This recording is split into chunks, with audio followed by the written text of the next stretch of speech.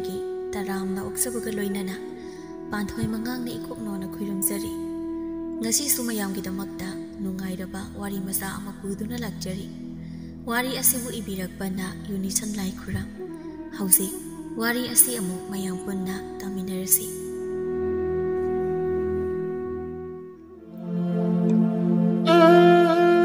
ꯑꯣꯟꯊꯣꯛꯅ ꯃꯊꯥ ꯁꯥꯏꯗ ꯑꯩ ꯀꯔꯝ ꯀꯥꯟꯗ ꯆꯨꯔꯝꯂꯤꯅꯣ ꯈꯪꯗꯦ ꯍꯥꯏꯕ ꯏꯆꯦ ꯃꯥꯏꯄꯥꯛꯄꯤꯗꯒꯤ ꯑꯩꯅ ꯑꯣꯟꯊꯣꯛꯅ ꯋꯥꯅ ꯃꯥꯒꯤ ꯁꯤꯒꯤ ꯐꯤꯁꯦ ꯐꯖꯩ ꯂꯨꯍꯣꯡꯕ ꯑꯃꯗ ꯑꯃꯨꯛꯇ ꯏꯜꯂꯨꯒꯦ ꯍꯥꯏꯅ ꯍꯥꯏꯔꯒ ꯋꯥꯏꯔꯛꯄꯅꯦꯕ ꯉꯔꯥꯡ ꯂꯨꯍꯣꯡꯕꯅꯦ ꯐꯖꯕ ꯐꯤ ꯑꯁꯤ ꯏꯜꯂꯒ ꯈꯔꯒ ꯀꯦꯊꯔꯒ ꯅꯥꯟꯅ ꯍꯦꯛꯇ ꯑꯩꯁꯨ ꯆꯠꯆꯕꯅꯤ ꯀꯨꯏꯍꯧꯕ ꯂꯝ ꯅꯠꯇꯦ ꯍꯥꯏꯋꯥꯅꯤ ꯂꯨꯍꯣꯡꯐꯝ ꯑꯗꯨꯗ ꯉꯥꯏꯍꯥꯛ ꯐꯝꯂꯝꯃꯤ ꯄꯤꯐꯝ ꯊꯣꯛꯄ ꯄꯣꯠꯌꯦꯡꯗꯣ ꯏꯀꯥꯏ ꯏꯀꯥꯏꯅ ꯈꯤꯇꯪ ꯍꯦꯛ ꯄꯤꯔꯝꯃꯤ ꯐꯠ ꯍꯦꯛ ꯍꯜꯂꯛꯄꯗꯗꯤ ꯐꯖꯗꯦ ꯍꯥꯏꯗꯅ ꯍꯅꯨꯕꯤ ꯈꯔ ꯂꯩꯔꯤꯕ ꯃꯥꯡꯒꯣꯜ ꯃꯇꯥꯏ ꯑꯗꯣꯝꯗ ꯆꯪꯁꯤꯜꯂꯒ ꯊꯥꯔꯝꯕ ꯐꯛ ꯑꯗꯨꯗ ꯑꯩꯁꯨ ꯉꯥꯏꯍꯥꯛ ꯐꯝꯊꯔꯨꯕꯅꯦꯕ ꯑꯩꯒꯤ ꯅꯥꯀꯜꯗ ꯐꯝꯕꯤ ꯏꯅꯦ ꯁꯥꯔꯣꯖꯤꯅꯤꯗꯣ ꯀꯣꯡ ꯀ꯭ꯋꯥꯅ ꯃꯔꯣꯜ ꯑꯃ ꯆꯥꯔꯤꯕ ꯃꯈ꯭ꯋꯥꯡꯗ ꯀꯤꯔꯤꯕ ꯐꯤꯒꯤ ꯀꯤꯁꯤꯗꯣ ꯊꯣꯛ ꯊꯣꯛꯂꯒ ꯀ꯭ꯋꯥ ꯃꯌꯨꯝ ꯈꯔ ꯄꯨꯊꯣꯔꯛꯏꯅꯦ ꯃꯈꯨꯠ ꯑꯗꯨꯅ ꯐꯥꯛ ꯐꯥꯛꯀꯟꯗꯨꯅ ꯌꯥꯝꯅ ꯀꯩꯅꯣ ꯇꯧꯈꯤꯕꯅꯦꯕ ꯃꯗꯨꯗꯒꯤ ꯁꯣꯏꯗꯅ ꯑꯣꯏꯔꯝꯕ ꯇꯥꯏ ꯑꯩꯒꯤ ꯐꯤ ꯑꯁꯤꯗ ꯆꯨꯔꯝꯂꯤꯕꯁꯦ ꯁꯤꯕꯨ ꯍꯧꯖꯤꯛꯄꯨ ꯀꯔꯤꯅꯣ ꯍꯥꯏꯕꯅꯤꯗ ꯑꯩꯅ ꯇꯧꯗꯣꯏꯁꯦ ꯃꯤꯒꯤ ꯐꯤ ꯑꯁꯤꯕꯨ ꯋꯥꯏꯔꯒ ꯁꯨꯃꯥꯏꯅ ꯄꯤꯕ ꯇꯥꯔꯕ꯭ꯔꯕ ꯀꯔꯤꯗꯤ ꯎꯄꯥꯏ ꯂꯩ ꯑꯩꯕꯨ ꯍꯧꯖꯤꯛꯄꯣ ꯋꯥꯈꯜꯁꯦ ꯑꯣꯟꯊꯣꯛꯅ ꯋꯥꯍꯜꯂꯦ ꯁꯦꯜꯅꯒ ꯁꯦꯜ ꯂꯩꯇꯕꯅꯦ ꯑꯍꯟꯕ ꯑꯃ ꯂꯩꯔꯒ ꯑꯃꯨꯛ ꯁꯤꯡꯕ ꯑꯃꯨꯛ ꯄꯤꯕ ꯀꯥꯏꯅ ꯍꯥꯏꯕꯗꯨꯗꯤ ꯑꯣꯏꯔꯔꯣꯏ ꯑꯗꯨꯗꯤ ꯑꯩ ꯀꯩꯗꯧꯕ ꯇꯥꯏ ꯃꯤꯒꯤ ꯃꯄꯣꯠꯁꯦ ꯋꯥꯏꯔꯒ ꯑꯩꯒꯤꯗ ꯀꯨꯏꯅ ꯊꯝꯕꯗꯤ ꯍꯧꯅꯗꯦ ꯐꯤꯁꯦ ꯏꯆꯦ ꯃꯥꯏꯄꯥꯛꯄꯤꯅ ꯌꯥꯝꯅ ꯄꯥꯝꯃꯨꯅ ꯄꯤꯅꯤꯡꯗ ꯄꯤꯅꯤꯡꯗꯅ ꯑꯩꯅ ꯍꯥꯏꯕ ꯀꯟꯃꯟꯕꯗꯒꯤ ꯄꯤꯔꯛꯈꯤꯕꯅꯤ ꯑꯩꯅꯁꯨ ꯃꯉꯣꯟꯗ ꯂꯨꯍꯣꯡꯕꯗ ꯏꯜꯂꯨꯔꯒ ꯅꯣꯡ ꯍꯦꯛ ꯉꯥꯟꯕꯒ ꯊꯤꯜꯂꯛꯀꯦ ꯍꯥꯏꯅ ꯍꯥꯏꯔꯝꯂꯤꯕꯅꯤ ꯑꯩꯅ ꯍꯦꯛ ꯐꯠ ꯊꯤꯜꯍꯧꯗꯕꯗ ꯌꯨꯝꯁꯤꯗ ꯑꯣꯏꯅ ꯃꯥꯅ ꯂꯥꯛꯇꯣꯏꯕ ꯑꯗꯨꯗꯒꯤ ꯑꯗꯨꯝ ꯋꯥ ꯃꯈꯥ ꯁꯝꯊꯔꯛꯇꯣꯏꯕ ꯀꯥꯟꯅꯗꯦ ꯑꯩꯒꯤ ꯎꯄꯥꯏ ꯑꯃ ꯂꯩꯖꯕꯗꯣ ꯃꯗꯨ ꯇꯧꯕ ꯇꯥꯏ ꯑꯇꯣꯝꯕꯤ ꯑꯩꯒꯤ ꯂꯧꯁꯤꯡ ꯑꯃ ꯂꯩꯅ ꯅꯍꯥꯟꯃꯨꯛ ꯏꯅꯦ ꯊꯔꯣꯒꯤꯗ ꯇꯧꯈꯤꯕ ꯃꯑꯣꯡ ꯑꯗꯨꯃꯛ ꯑꯩ ꯇꯧꯔꯒꯦ ꯏꯆꯦ ꯃꯥꯏꯄꯥꯛꯄꯤꯅ ꯑꯩꯒꯤꯗ ꯂꯥꯛꯇ꯭ꯔꯤꯉꯩꯗ ꯃꯥꯒꯤ ꯐꯤꯁꯦ ꯐꯖꯅ ꯊꯨꯞꯆꯤꯜꯂꯕ ꯆꯨꯔꯤꯕ ꯃꯄꯥ ꯑꯁꯦ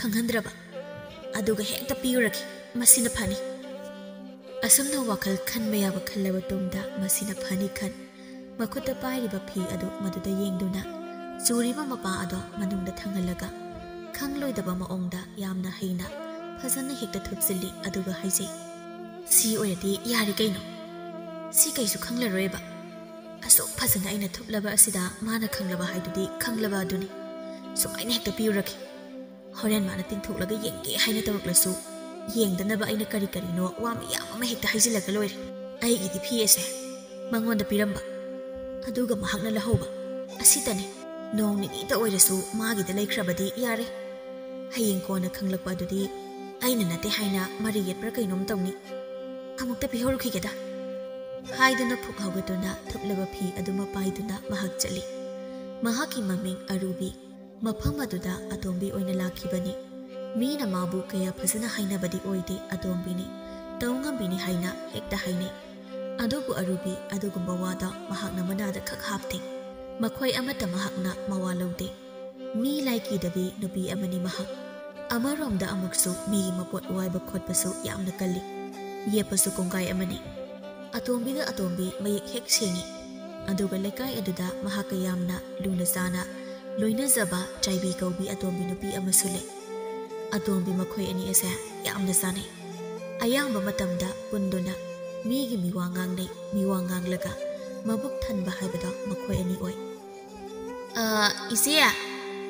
ꯏꯆꯦ ꯃꯥꯏꯄꯥꯛꯄꯤ ꯅꯍꯥꯟ ꯑꯩꯅ ꯋꯥꯏꯕ ꯐꯤꯗꯣ ꯊꯤꯟꯕ ꯂꯥꯛꯏꯌꯦ ꯀꯗꯥꯏ ꯑꯗꯨꯔꯥ ꯁꯤ ꯏꯆꯦ ꯃꯥꯏꯄꯥꯛꯄꯤꯅ ꯍꯪꯂꯛꯏ ꯅꯪ ꯐꯖꯅ ꯀꯥꯗꯤ ꯏꯜꯂꯤꯀꯣ ꯃꯣꯠ ꯂꯥꯛꯇꯦꯀꯣ ꯃꯁꯦ ꯃꯣꯠꯇꯦ ꯏꯆꯦ ꯌꯥꯝꯅ ꯐꯖꯅ ꯏꯟꯈ꯭ꯔꯄꯣꯠꯅꯤ ꯃꯣꯠꯈꯤꯅꯤ ꯀꯥꯏꯅ ꯌꯥꯝꯅ ꯆꯦꯛꯁꯤꯟꯅ ꯏꯜꯂꯤꯅꯤ ꯍꯣꯏꯅꯦ ꯑꯗꯨꯕꯨ ꯑꯣꯏꯔꯕꯗꯤ ꯐꯩꯗꯅ ꯃꯣꯠꯂꯝꯂꯗꯤ ꯑꯩꯗꯤ ꯍꯥꯏꯁꯤꯅꯤ ꯀꯩꯗꯧꯕꯒꯤ ꯃꯤꯒꯤ ꯃꯄꯣꯠꯄꯨ ꯃꯣꯠꯍꯟꯗꯣꯏꯅꯣ ꯑꯩꯅ ꯍꯦꯟꯅ ꯈꯪꯉꯤꯗ ꯏꯆꯦ ꯃꯈꯨꯠꯇ ꯄꯥꯏꯔꯤꯕ ꯐꯤ ꯑꯗꯣ ꯃꯈꯨꯠ ꯈꯨꯕꯥꯛ ꯑꯗꯨꯅ ꯐꯥꯛ ꯑꯅꯤ ꯑꯍꯨꯝꯂꯛ ꯊꯥꯔꯒ ꯍꯥꯏ ꯇꯤꯡꯊꯣꯛꯂꯒ ꯆꯨꯕ꯭ꯔꯥ ꯈꯣꯠꯄ꯭ꯔꯥ ꯑꯃꯨꯛꯇ ꯌꯦꯡꯒꯦꯀꯣ ꯑꯁꯨꯝꯅꯒ ꯍꯥꯏꯔꯛꯄ ꯑꯁꯤꯗ ꯑꯔꯨꯕꯤ ꯁ꯭ꯋꯥꯏ ꯍꯦꯛ ꯂꯥꯎꯏ ꯅꯪ ꯍꯧꯔꯦ ꯃꯇꯥꯒꯨꯝ ꯏꯆꯦ ꯀꯔꯤꯁꯨ ꯆꯨꯗꯕꯅꯤ ꯌꯦꯡꯗ꯭ꯔꯕꯁꯨ ꯌꯥꯅꯤꯌꯦ ꯌꯦꯡꯕꯅ ꯐꯩ ꯀꯩꯅꯣ ꯑꯃꯨꯛ ꯆꯨꯔꯝꯂꯗꯤ ꯅꯪ ꯂꯩꯔꯤꯉꯩ ꯑꯁꯤꯗ ꯌꯦꯡꯍꯧꯗꯧꯅꯦ ꯌꯦꯡꯂꯨꯔꯅꯨ ꯏꯆꯦ ꯃꯗꯨꯒꯤ ꯃꯍꯨꯠꯇ ꯄꯥꯎ ꯑꯃꯗꯨꯝ ꯇꯝꯕꯤꯒꯦ ꯑꯩ ꯀꯩꯅꯣꯅꯦ ꯅꯪꯕꯣ ꯁꯤ ꯐꯠ ꯌꯦꯡꯕꯕꯨ ꯀꯩꯗꯧꯋꯦꯒꯦ ꯐꯠ ꯌꯦꯡꯒꯦꯁꯦ ꯌꯦꯡꯂꯅꯨ ꯍꯥꯏꯕꯅꯤ ꯏꯆꯦ ꯅꯪꯕꯣ ꯁꯦ ꯑꯩ ꯏꯆꯦꯒꯤ ꯄꯥꯎ ꯑꯃ ꯇꯝꯕꯤꯒꯦꯕ ꯑꯣꯟꯊꯣꯛꯄꯅꯤꯍꯦ ꯑꯔꯨꯕꯤ ꯅꯪꯁꯦ ꯐꯤꯁꯦ ꯐꯛꯁꯤꯗ ꯊꯝꯈ꯭ꯔꯣ ꯁꯦ ꯑꯩ ꯊꯝꯕꯤꯈ꯭ꯔꯒꯦ ꯍꯥꯏꯗꯨꯅ ꯃꯥꯅ ꯑꯣꯏꯅ ꯂꯧꯗꯨꯅ ꯐꯤꯗꯨ ꯐꯛꯇ ꯊꯝꯃꯤ ꯑꯗꯨꯒ ꯃꯆꯦ ꯃꯥꯏꯄꯥꯛꯄꯤꯒꯤ ꯃꯈꯨꯠ ꯄꯥꯏꯗꯨꯅ ꯙꯔꯤꯗ ꯆꯤꯡꯊꯩ ꯐꯝꯃꯣꯕ ꯏꯆꯦ ꯑꯩ ꯄꯥꯎ ꯑꯃ ꯇꯝꯕꯤꯒꯦꯕ ꯀꯔꯤ ꯄꯥꯎꯅꯣꯅꯦ ꯅꯪꯅ ꯇꯝꯒꯦ ꯍꯥꯏꯅ ꯍꯥꯏꯔꯤꯕꯁꯤꯕꯣ ꯍꯣ ꯑꯗꯨꯕꯨꯔꯣ ꯏꯅꯦ ꯇꯣꯡꯗꯣꯟꯕꯤꯅꯅꯦ ꯏꯆꯦꯒꯤ ꯃꯔꯝꯗ ꯀꯔꯤꯅꯣ ꯋꯥ ꯈꯔ ꯍꯥꯏꯕ ꯏꯆꯦꯅ ꯍꯥꯟꯅ ꯇꯥꯔꯝꯂꯒꯗ꯭ꯔꯥ ꯍꯥꯏꯕꯗꯤ ꯈꯪꯗꯦꯀꯣ ꯑꯦ ꯀꯔꯤ ꯋꯥ ꯀꯔꯤ ꯍꯥꯏꯔꯤꯕ ꯍꯥꯟꯅ ꯄꯥꯎꯁꯦ ꯇꯥꯗꯕ꯭ꯔꯅꯤ ꯏꯆꯦ ꯇꯥꯗꯦ ꯀꯔꯤ ꯄꯥꯎꯅꯣ ꯍꯥꯏꯌꯨꯗꯅ ꯍꯩꯃꯥ ꯏꯆꯦ ꯅꯪꯁꯤꯗꯤ ꯌꯥꯝꯅ ꯄꯪꯅꯤꯅ ꯃꯄꯥꯜꯁꯨ ꯈꯔ ꯊꯣꯛꯎ ꯀꯩꯗꯧꯒꯦ ꯂꯝꯕꯤ ꯂꯝꯖꯥꯎꯁꯨ ꯅꯨꯡꯁꯤꯠꯁꯨ ꯈꯔ ꯃꯆꯥꯎ ꯌꯨꯝꯗ ꯏꯃꯨꯡꯗ ꯁꯨꯝ ꯁꯨꯔꯨ ꯁꯨꯔꯨ ꯅꯩꯁꯤꯟꯗꯨꯅ ꯂꯩꯔꯒ ꯀꯔꯤ ꯀꯥꯟꯅꯅꯤ ꯃꯤꯅ ꯏꯆꯦꯒꯤ ꯃꯔꯝꯗ ꯍꯥꯏꯕ ꯋꯥꯐꯥꯎ ꯏꯆꯦꯅ ꯍꯧꯖꯤꯛ ꯐꯥꯎꯕ ꯈꯪꯗꯦ ꯍꯥꯏꯔꯝꯂꯤꯕ ꯑꯁꯤꯅꯤ ꯍꯣ ꯃꯥꯅ ꯀꯔꯤ ꯍꯥꯏꯔꯤꯅꯣ ꯍꯥꯏꯕ ꯏꯆꯦꯗ ꯃꯌꯦꯛ ꯁꯦꯡꯅ ꯇꯝꯃꯣꯕ ꯍꯣ ꯑꯗꯨꯕꯨꯔꯣ ꯅꯪꯁꯦ ꯃꯄꯨꯛ ꯌꯥꯝꯅ ꯐꯠꯇꯦ ꯃꯤꯉꯣꯟꯗ ꯃꯄꯣꯠ ꯃꯔꯟ ꯋꯥꯏꯍꯟꯅꯤꯡꯗꯦ ꯄꯨꯛꯆꯦꯜ ꯌꯥꯝꯅ ꯄꯤꯛꯏ ꯁꯤꯅꯤꯗꯅ ꯑꯦ ꯑꯗꯨꯃꯛ ꯍꯥꯏꯕ꯭ꯔꯥ ꯍꯥꯏꯁꯦ ꯍꯥꯏꯔꯤꯅꯤ ꯏꯆꯦ ꯃꯁꯤꯗꯒꯤ ꯍꯦꯟꯕ ꯀꯌꯥ ꯑꯃꯁꯨ ꯍꯥꯏꯔꯤꯅꯤ ꯑꯗꯨꯗ ꯑꯩꯅ ꯏꯅꯦ ꯇꯣꯟꯗꯣꯟꯕꯤꯗꯅꯦ ꯊꯤꯅꯗꯤ ꯍꯥꯏꯔꯝꯂꯕꯅꯤ ꯅꯪꯅ ꯀꯔꯤ ꯍꯥꯏꯔꯝꯂꯤꯕ ꯑꯁꯨꯛ ꯌꯥꯝꯅ ꯐꯕꯤ ꯏꯆꯦ ꯅꯪꯕꯨ ꯃꯈꯣꯏꯅ ꯍꯦꯛꯇ ꯑꯁꯨꯝꯅ ꯍꯥꯏꯕ ꯌꯥꯕ꯭ꯔꯣ ꯑꯩꯅ ꯏꯆꯦꯒꯤ ꯃꯤꯆꯪꯗ ꯆꯪꯂꯒ ꯏꯆꯦ ꯃꯥꯏꯄꯥꯛꯄꯤꯃꯨꯛ ꯐꯕꯗꯤ ꯂꯩꯀꯥꯏ ꯑꯁꯤꯗ ꯑꯅꯤ ꯁꯨꯅ ꯂꯩꯔꯣꯏ ꯄꯤꯊꯣꯛꯄꯁꯨ ꯐꯩ ꯑꯔꯩ ꯂꯩꯇ ꯍꯪꯗꯣꯛꯄꯁꯨ ꯌꯥꯝꯅ ꯅꯨꯡꯉꯥꯏ ꯃꯥꯃꯨꯛ ꯃꯕꯨꯛ ꯐꯕꯗꯤ ꯑꯅꯤ ꯁꯨꯅ ꯂꯩꯔꯣꯏ ꯍꯥꯏꯔꯤꯕ ꯑꯁꯤꯅꯤ ꯐꯈ꯭ꯔꯦ ꯀꯥꯏꯅ ꯍꯥꯏꯔꯤ ꯄꯣꯠꯅꯤ ꯑꯗꯨꯃꯛ ꯍꯥꯏꯒꯗꯕꯅꯤ ꯃꯥꯅ ꯍꯦꯛꯇ ꯑꯩꯕꯨ ꯍꯨꯟꯗꯨꯅ ꯋꯥ ꯉꯥꯡꯕ ꯌꯥꯕ꯭ꯔꯣ ꯑꯗꯨꯕꯨꯗꯤ ꯏꯆꯦꯅ ꯁꯦꯜ ꯊꯨꯝ ꯋꯥꯠꯇꯅ ꯅꯨꯡꯉꯥꯏ ꯌꯥꯏꯐꯅ ꯂꯩꯕ ꯑꯁꯤ ꯎꯕꯗ ꯀꯜꯂꯛꯇꯨꯅ ꯃꯈꯣꯏꯅ ꯑꯁꯨꯝꯅ ꯍꯥꯏꯅꯔꯤꯕꯅꯤ ꯃꯈꯣꯏꯅ ꯑꯁꯨꯝꯅ ꯍꯥꯏ ꯀꯥꯏꯅ ꯃꯥꯟꯅꯔꯨꯕꯒ ꯌꯥꯕ ꯅꯠꯇꯦꯗ ꯃꯈꯣꯏꯗꯤ ꯏꯖꯠ ꯌꯥꯎꯗꯕꯤꯅꯤ ꯃꯈꯣꯏꯒꯤ ꯍꯦꯛ ꯑꯣꯟꯁꯤꯟꯅꯔꯨꯕꯗ ꯏꯆꯦꯁꯨ ꯃꯤꯅꯅꯦ ꯏꯖꯠ ꯌꯥꯎꯗꯕꯤꯅꯤ ꯍꯥꯏꯅ ꯍꯥꯏꯅꯈꯤꯒꯗꯧꯔꯤꯕ ꯏꯆꯦ ꯃꯤꯅ ꯉꯥꯡꯅꯕ ꯋꯥꯗꯤ ꯉꯥꯡꯅꯖꯁꯅꯨꯗ ꯃꯤꯅ ꯑꯗꯨꯝꯅ ꯑꯩꯒꯤ ꯃꯔꯝꯗ ꯍꯥꯏꯔꯒ ꯑꯩꯅ ꯀꯔꯝꯅ ꯇꯨꯃꯤꯟꯅ ꯂꯩꯁꯤꯟꯗꯣꯏꯅꯣ ꯍꯥꯏꯕ ꯑꯔꯨꯕꯤ ꯈꯔꯗꯤ ꯂꯩꯕ ꯇꯥꯔꯦꯗꯅ ꯍꯦꯟꯖꯜꯂꯛꯂꯒꯅ ꯉꯥꯡꯊꯣꯛꯅꯕ ꯇꯥꯔꯦ ꯑꯗꯨꯕꯨ ꯀꯌꯥꯝ ꯂꯨꯕ ꯋꯥꯅꯣꯗ ꯑꯩꯗꯤ ꯃꯤꯅ ꯎꯁꯤꯠꯇꯕꯁꯦ ꯌꯥꯗꯦ ꯐꯔꯤꯈꯩꯗꯤ ꯑꯩ ꯌꯥꯝ ꯐꯕꯅꯤ ꯑꯩꯉꯣꯟꯗꯕꯨ ꯍꯦꯛ ꯎꯁꯤꯜꯂꯛꯇ꯭ꯔꯕ ꯃꯤꯗꯣ ꯑꯩꯅ ꯂꯦꯝꯅ ꯈꯛ ꯊꯥꯗꯦ ꯑꯗꯣ ꯏꯆꯦ ꯄꯥꯎꯁꯦ ꯑꯩꯅ ꯏꯆꯦꯗ ꯇꯝꯂꯛꯏ ꯍꯥꯏꯔꯛꯏ ꯀꯥꯏꯅꯒꯗꯤ ꯈꯛ ꯍꯥꯏꯕꯤꯒꯅꯨꯀꯣ ꯏꯆꯦꯕꯨ ꯅꯨꯡꯁꯤꯗꯨꯅ ꯑꯩꯗꯤ ꯑꯗꯨ ꯄꯥꯎ ꯇꯝꯖꯕꯅꯤ ꯑꯩꯕꯨ ꯑꯃꯨꯛ ꯀꯣꯏꯆꯦꯟ ꯆꯦꯟꯅꯅꯤ ꯍꯥꯏꯔꯣꯏꯗ ꯑꯗꯨꯗꯤ ꯐꯔꯦ ꯏꯆꯦ ꯑꯩ ꯑꯃꯨꯛ ꯍꯥꯏꯗꯣꯛꯈ꯭ꯔꯒꯦ ꯆꯠꯂꯒꯦ ꯍꯥꯏꯔꯅꯦ ꯆꯠꯂꯒꯦ ꯅꯣꯡꯃ ꯑꯃꯨꯛ ꯂꯥꯛꯀꯦ ꯏꯆꯦ ꯑꯩ ꯆꯠꯂꯦꯀꯣ ꯏꯆꯦ ꯑꯁꯨꯝꯅ ꯑꯣꯏꯗꯕ ꯋꯥꯐꯝ ꯑꯁꯦ ꯃꯊ꯭ꯋꯥꯏ ꯍꯤꯡꯅꯕ ꯍꯥꯏꯖꯤꯜꯂꯝꯂꯒ ꯃꯐꯝ ꯑꯗꯨꯗꯒꯤ ꯌꯥꯝꯅ ꯊꯨꯅ ꯃꯍꯥꯛ ꯊꯣꯛꯈ꯭ꯔꯦ ꯃꯥꯏꯄꯥꯛꯄꯤ ꯃꯊꯃꯣꯏ ꯑꯗꯨꯗ ꯁꯥꯎꯅꯤꯡꯕ ꯑꯃꯗꯤ ꯐꯥꯎꯔꯤ ꯀꯔꯤꯁꯨ ꯂꯩꯇꯕꯤ ꯃꯥꯅ ꯑꯩꯕꯨ ꯑꯁꯨꯝꯅ ꯍꯨꯟꯗꯨꯅ ꯍꯦꯛꯇ ꯍꯥꯏꯕ ꯌꯥꯕ꯭ꯔꯥ ꯑꯩꯒꯤ ꯏꯒꯨꯜ ꯈꯪꯗꯗꯧꯔꯤ ꯑꯃ ꯃꯈꯥ ꯇꯥꯅꯒ ꯑꯁꯨꯝꯅꯒ ꯇꯧꯔꯛꯎ ꯑꯩ ꯀꯅꯥꯅꯣ ꯍꯥꯏꯕꯗꯣ ꯈꯪꯍꯟꯒꯗꯕꯅꯤ ꯂꯩꯔꯤꯕ ꯐꯤꯗꯣ ꯇꯥ ꯄꯥꯏꯈꯠꯇꯨꯅ ꯏꯃꯨꯡꯗ ꯆꯪꯈ꯭ꯔꯦ ꯎꯄꯨꯗ ꯃꯐꯝ ꯆꯥꯅ ꯊꯝꯈ꯭ꯔꯦ ꯑꯔꯨꯕꯤꯅ ꯍꯦꯛ ꯉꯝꯗꯅ ꯐꯤ ꯑꯗꯨ ꯍꯥꯡꯗꯣꯛꯈꯤꯗ꯭ꯔꯦ ꯑꯗꯨꯃꯛ ꯊꯝꯈ꯭ꯔꯦ ꯂꯝꯕꯤꯗꯅꯤ ꯆꯥꯏꯕꯤꯗꯣ ꯇꯍꯥ ꯆꯦꯟꯕꯣꯏ ꯆꯠꯄꯣꯏ ꯇꯧꯅ ꯂꯥꯛꯏ ꯑꯃꯨꯛꯁꯨ ꯃꯃꯥꯏ ꯂꯩꯗꯨꯅ ꯃꯇꯨꯡꯂꯣꯝꯗ ꯌꯦꯡꯉꯤ ꯃꯑꯣꯡ ꯑꯃꯅꯤ ꯃꯥꯒꯤꯁꯦ ꯆꯥꯏꯕꯤꯒꯤ ꯃꯇꯧꯗꯣ ꯑꯔꯨꯕꯤꯅ ꯎꯔꯗꯨꯅ ꯀꯩꯅꯣꯅꯦ ꯏꯇꯥ ꯆꯥꯏꯕꯤꯅ ꯐꯤꯡꯂꯞꯅ ꯆꯦꯟꯕꯣꯏ ꯆꯠꯄꯣꯏ ꯇꯧꯗꯨꯅ ꯂꯥꯛꯂꯤꯕ ꯑꯁꯤꯕꯣ ꯀꯩꯗꯧꯕ ꯌꯥꯎꯔꯕꯖꯥꯠꯅꯣ ꯃꯗꯨ ꯈꯟꯗꯨꯅ ꯃꯥꯒꯤ ꯃꯅꯥꯛꯇꯝꯅ ꯆꯪꯁꯤꯟꯗꯨꯅ ꯀꯧꯏ ꯀꯩꯅꯣ ꯀꯩꯗꯧꯔꯒꯦ ꯅꯃꯥꯏꯗꯨꯅ ꯇꯨꯡꯂꯣꯝꯗ ꯑꯣꯟꯗꯨꯅ ꯆꯦꯜꯂꯛꯏꯕ ꯑꯗꯨꯕꯣ ꯅꯠꯇꯦ ꯀꯅꯥꯅ ꯇꯥꯟꯅꯔꯛꯑꯒꯦꯕ ꯃꯃꯥꯏ ꯂꯩꯁꯤꯜꯂꯛꯇꯨꯅ ꯏꯇꯥ ꯑꯩꯕꯨ ꯑꯝꯇ ꯀꯟꯕꯤꯌꯣ ꯏꯇꯥ ꯀꯩꯅꯣ ꯍꯥꯏꯁꯤꯕꯣ ꯀꯅꯥꯗ ꯑꯃꯨꯛ ꯀꯩꯗꯧꯔꯒꯦ ꯅꯪꯕꯣ ꯀꯣꯟꯅ ꯍꯥꯏꯒꯦ ꯀꯗꯥꯏꯗꯅꯣ ꯑꯝꯇ ꯑꯩ ꯂꯣꯠꯀꯦꯕ ꯑꯩꯒꯤ ꯂꯣꯠꯐꯝ ꯑꯃꯇ ꯁꯤꯜꯂꯣ ꯍꯥꯏꯕꯅꯤ ꯆꯥꯏꯕꯤ ꯑꯁꯤ ꯀꯔꯝꯕ ꯃꯤꯑꯣꯏꯅꯣ ꯍꯥꯏꯕ ꯑꯔꯨꯕꯤ ꯃꯥꯅ ꯍꯦꯟꯅ ꯈꯪꯉꯤ ꯃꯈꯣꯏ ꯑꯅꯤ ꯂꯣꯏꯅꯔꯛꯄ ꯀꯨꯏꯔꯦ ꯃꯈꯣꯏ ꯑꯅꯤꯃꯛ ꯑꯇꯣꯝꯕꯤ ꯉꯥꯛꯇꯅꯤ ꯆꯥꯟꯁꯤ ꯌꯥꯝꯅ ꯆꯥꯟꯅꯖꯕ ꯆꯥꯏꯕꯤꯒꯤ ꯃꯇꯧ ꯑꯣꯏꯔꯛꯂꯤꯕ ꯃꯑꯣꯡ ꯑꯗꯨꯗ ꯆꯥꯏꯕꯤꯅ ꯀꯔꯤꯒꯨꯝꯕ ꯑꯔꯥꯟꯕ ꯊꯕꯛ ꯑꯃ ꯇꯧꯔꯣꯏ ꯍꯥꯏꯕꯁꯤ ꯃꯍꯥꯛ ꯈꯪꯖꯔꯤ ꯑꯗꯨꯅ ꯍꯥꯏ ꯂꯥꯛꯑꯣꯁꯤ ꯁꯣꯝꯗ ꯑꯁꯣꯝꯒꯤ ꯁꯛꯍꯦꯟꯕꯤ ꯍꯣꯏꯗ ꯑꯣꯏꯅ ꯆꯠꯁꯤ ꯃꯈꯣꯏꯗꯅ ꯐꯅꯤ ꯁꯛꯍꯦꯟꯕꯤ ꯍꯣꯏꯗ ꯍꯥꯏꯕ ꯆꯠꯂꯣ ꯑꯗꯨꯗꯤ ꯑꯩ ꯃꯥꯡ ꯊꯥꯒꯦꯁꯤ ꯑꯩꯁꯨ ꯊꯋꯥꯏꯁꯦ ꯈꯨꯕꯥꯛꯇ ꯍꯥꯞꯂꯒ ꯆꯦꯟꯊꯣꯔꯛꯏꯅꯤ ꯃꯩꯒ ꯑꯣꯛꯅꯩ ꯍꯥꯏꯗꯨꯅꯤ ꯅꯨꯄꯤ ꯅꯪꯅ ꯍꯦꯛ ꯇꯧꯊꯣꯔꯛꯄ ꯑꯁꯤꯃꯀꯣ ꯂꯥꯛꯑꯣ ꯆꯠꯂꯣ ꯇꯨꯡꯗ ꯃꯤ ꯇꯥꯟꯅꯔꯛꯄ ꯌꯦꯡꯉꯨꯀꯣ ꯇꯨꯡꯗ ꯌꯦꯡꯊꯣꯛꯇꯨꯅ ꯈꯨꯝꯃꯤ ꯇꯥꯟꯅꯔꯛꯇꯦ ꯀꯅꯥꯝ ꯇꯥꯟꯅꯔꯛꯇꯦ ꯅꯈꯣꯡꯗꯣ ꯂꯥꯎꯅ ꯊꯥꯡꯂꯒ ꯆꯠꯂꯨ ꯌꯥꯔꯦ ꯆꯥꯏꯕꯤꯅ ꯃꯥꯡ ꯊꯥꯗꯨꯅ ꯒꯝꯒꯝ ꯍꯦꯛꯇ ꯆꯠꯈ꯭ꯔꯦ ꯁꯛꯍꯦꯟꯕꯤꯒꯤ ꯃꯌꯨꯝꯗꯅꯤ ꯃꯈꯣꯏ ꯑꯅꯤ ꯆꯪꯁꯤꯜꯂꯤ ꯃꯥꯡꯒꯣꯜꯗ ꯐꯠꯀ ꯈꯠꯇꯅ ꯆꯥꯏꯕꯤꯅ ꯍꯣ ꯁꯛꯍꯦꯟꯕꯤ ꯅꯪꯕꯨ ꯂꯩꯕ꯭ꯔꯣ ꯍꯣ ꯁꯛꯍꯦꯟꯕꯤ ꯑꯝꯇ ꯃꯄꯥꯟꯗ ꯊꯣꯛꯂꯛꯑꯣ ꯁꯛꯍꯦꯟꯕꯤꯁꯨ ꯐꯠ ꯊꯣꯛꯂꯛꯇꯨꯅ ꯍꯩꯃꯥ ꯅꯣꯏ ꯑꯅꯤ ꯂꯥꯛꯏꯔꯣ ꯉꯜꯂꯤꯗ ꯉꯁꯤꯗꯤ ꯀꯔꯤ ꯂꯩꯒꯦꯅꯦ ꯀꯔꯤ ꯂꯩꯕ ꯅꯠꯇꯦ ꯏꯃꯨꯡꯗ ꯑꯝꯇ ꯆꯪꯒꯦ ꯍꯥꯏꯔꯒ ꯆꯥꯏꯕꯤ ꯏꯃꯨꯡꯗ ꯐꯠ ꯆꯪꯈ꯭ꯔꯦ ꯃꯥꯒꯤ ꯃꯇꯧ ꯑꯗꯨꯗ ꯁꯛꯍꯦꯟꯕꯤꯅ ꯀꯩꯅꯣ ꯀꯩꯗꯧꯕ ꯌꯥꯎꯔꯒꯦ ꯑꯔꯨꯕꯤꯅ ꯈꯨꯝꯃꯤ ꯍꯣ ꯃꯁꯦ ꯃꯤꯅ ꯇꯥꯟꯅꯔꯛꯄ꯭ꯔꯥ ꯀꯩꯅꯣꯃ ꯇꯧꯔꯤꯌꯦ ꯃꯊ꯭ꯋꯥꯏ ꯍꯤꯡꯅꯕꯅꯦ ꯃꯍꯥꯛꯅ ꯇꯧꯔꯤꯁꯦ ꯍꯩꯃꯥ ꯑꯣꯟꯊꯣꯛꯄꯅꯤꯍꯦ ꯏꯃꯨꯡꯗ ꯑꯣꯏꯅ ꯆꯪꯁꯤꯁꯦ ꯑꯩꯁꯨ ꯃꯔꯝ ꯈꯪꯗ꯭ꯔꯤ ꯑꯝꯇ ꯍꯪꯒꯦ ꯑꯍꯣꯏ ꯂꯥꯛꯑꯣ ꯍꯥꯏꯗꯨꯅ ꯏꯃꯨꯡꯗ ꯆꯪꯃꯤꯟꯅꯩ ꯁꯛꯍꯦꯟꯕꯤꯒꯤ ꯐꯃꯨꯡ ꯑꯗꯨꯗ ꯆꯥꯏꯕꯤ ꯐꯝꯂꯤ ꯑꯔꯨꯕꯤꯅ ꯍꯣ ꯍꯧꯖꯤꯛꯇꯤ ꯀꯔꯤꯁꯨ ꯇꯧꯔꯔꯣꯏ ꯌꯥꯔꯦ ꯁꯣꯔꯗꯣ ꯆꯥꯅꯤꯡ ꯇꯥꯅ ꯑꯃꯨꯛꯇ ꯍꯣꯟꯗꯣꯛꯎ ꯁꯣꯔꯗꯣ ꯁꯥꯡꯅ ꯑꯃꯨꯛꯇꯪ ꯍꯣꯟꯗꯣꯛꯏ ꯑꯗꯨꯒ ꯍꯥꯏꯖꯩ ꯁꯤꯕꯨ ꯁꯤꯔꯝꯅꯤꯗ ꯍꯧꯖꯤꯛꯀꯤꯗꯣ ꯁꯝꯅꯥꯗ ꯂꯤꯠꯂꯤ ꯏꯕꯦꯝꯃ ꯑꯁ ꯃꯤꯍꯨꯟꯒꯁꯦ ꯑꯃꯠꯇ ꯌꯥꯎꯗꯦ ꯈꯪꯂꯕ ꯍꯥꯏꯁꯤꯅꯤ ꯀꯩꯅꯣꯝꯃ ꯇꯧꯏ ꯏꯁꯥꯒꯁꯦ ꯑꯔꯨꯕꯤꯅ ꯃꯅꯥꯛꯇ ꯐꯝꯊꯔꯒ ꯀꯅꯥꯅꯣ ꯀꯩꯗꯧꯔꯤꯅꯣ ꯍꯥꯏꯕ ꯃꯔꯝꯗꯣ ꯍꯥꯏꯌꯣ ꯍꯣ ꯏꯆꯦ ꯇꯣꯝꯕꯤ ꯁꯅꯥꯗꯣ ꯐꯤꯡꯅ ꯍꯦꯛꯇ ꯂꯥꯛꯂꯕꯩ ꯋꯥꯅꯤ ꯃꯥꯡꯒꯣꯜꯗ ꯋꯥꯏ ꯇꯩꯔꯝꯕꯅꯦ ꯊꯣꯡꯒꯥꯟꯗ ꯃꯥ ꯆꯪꯂꯛꯄ ꯑꯗꯨ ꯎꯕꯗꯅꯦ ꯏꯁꯤꯡꯗ ꯈꯨꯠꯁꯤ ꯆꯨꯞ ꯂꯨꯞꯄꯒ ꯍꯦꯛꯇ ꯏꯃꯨꯡꯗ ꯆꯦꯟꯁꯤꯟꯕꯅꯦ ꯌꯥꯝꯅ ꯐꯤꯡꯅꯅꯦ ꯂꯥꯛꯍꯧꯋꯦ ꯃꯥꯁꯨ ꯏꯆꯦ ꯇꯣꯝꯕꯤ ꯁꯅꯥꯗꯤ ꯀꯩꯒꯤ ꯃꯉꯣꯟꯗꯒꯤ ꯀꯔꯤ ꯄꯣꯠ ꯑꯃꯨꯛ ꯃꯠꯂꯨꯔꯕ ꯅꯪ ꯃꯠꯄ ꯅꯠꯇꯦꯗ ꯃꯥꯒꯤ ꯐꯅꯦꯛ ꯑꯩꯅ ꯅꯍꯥꯟ ꯋꯥꯏꯕ ꯁꯦꯠꯄꯗ ꯌꯣꯠꯄꯤꯗ ꯄꯟꯗꯨꯅꯅꯦ ꯈꯨꯗꯣꯟꯃꯨꯛ ꯁꯥꯡꯅ ꯍꯦꯛ ꯁꯦꯒꯥꯏꯊꯣꯛꯈ꯭ꯔꯦ ꯃꯗꯨ ꯑꯩꯅꯅꯦ ꯃꯥ ꯈꯪꯗꯅꯕ ꯃꯑꯣꯡꯗ ꯐꯖꯅ ꯊꯨꯞꯂꯒ ꯉꯁꯥꯏ ꯑꯌꯨꯛꯇ ꯄꯤꯔꯝꯕꯅꯦ ꯍꯟꯅꯒ ꯌꯦꯡꯍꯧꯗꯕꯅꯤ ꯃꯍꯥꯛ ꯑꯩꯁꯨ ꯃꯥꯅ ꯌꯦꯡꯈꯤꯗ꯭ꯔꯦ ꯈꯟꯅ ꯄꯔꯞ ꯊꯣꯛꯂꯛꯏ ꯌꯨꯝ ꯌꯧꯔꯒ ꯏꯃꯨꯡꯒꯤ ꯊꯕꯛ ꯏꯪꯈꯥꯡ ꯈꯔ ꯇꯧꯗꯨꯅ ꯂꯩꯕꯅꯦ ꯋꯥꯏ ꯇꯩꯔꯤꯉꯩ ꯑꯗꯨꯗ ꯐꯅꯦꯛꯇꯨ ꯄꯥꯏꯔꯒ ꯍꯦꯛꯇ ꯐꯤꯡꯅ ꯂꯥꯛꯂꯕꯒꯤ ꯋꯥꯅꯤꯁꯦ ꯁ꯭ꯋꯥꯏ ꯂꯥꯎꯏ ꯀꯩꯅꯣ